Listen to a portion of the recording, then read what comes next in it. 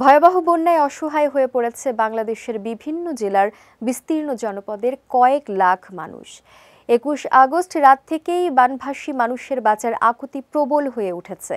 এমন অবস্থায় বন্যায় আক্রান্তদের বিভিন্ন মর্মান্তিক চিত্র ফুটে উঠছে সামাজিক যোগাযোগ মাধ্যমে, যেসবে শুধুই হাহাকার, অসহায়ত্বের দেখা মিলছে। এর মধ্যে সামাজিক যোগাযোগ মাধ্যমে ভাইরাল হয়েছে সূত্রহীন পানিতে নিমজ্জিত একটি শিশুর ছবি। এটি আসল নাকি আর্টিফিশিয়াল ইন্টেলিজেন্স দিয়ে বানানো তা নিয়েও কথা চলছে ফেসবুকে। সে উত্তর যেমনই আসুক, বন্যায় প্লাবিত মানুষের হাহাকার কোনোভাবেই মিথ্যে হচ্ছে না। ওই ছবিতে দেখা যাচ্ছে চারিদিকে অথই জলরাশি, তার মাঝে আটকে আছে একটি শিশু, বড় বড় দুটি চোখে অবাক বিস্ময়।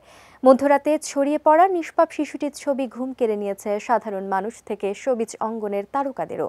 সামাজিক মাধ্যমে নিজেদের কষ্টের অনুভূতি শেয়ার করেছেন তারকারা। ছবিটি প্রকাশ করে ফেসবুকে অভিনেত্রী পরিমণি লিখেছেন, আল্লাহ, কি করব আমি, বুকের ভেতর দুমড়ে মুচড়ে যাচ্ছে, এই চোখের দিকে তাকিয়ে কি করে ঘুমাবো। বন্যা কবলিতদের পাশে দাঁড়ানোর ইচ্ছা প্রকাশ করে নায়িকা লিখেছেন, আল্লাহ তুমি সহায় হও, কেউ নাই আর এখন, আমি যাব, আমরা সর্বোচ্চ চেষ্টা দিয়ে যা করার করব। এদিকে অস্ট্রেলিয়ায় বসে স্থির নেই চিত্রনায়িকা শাবনূরও।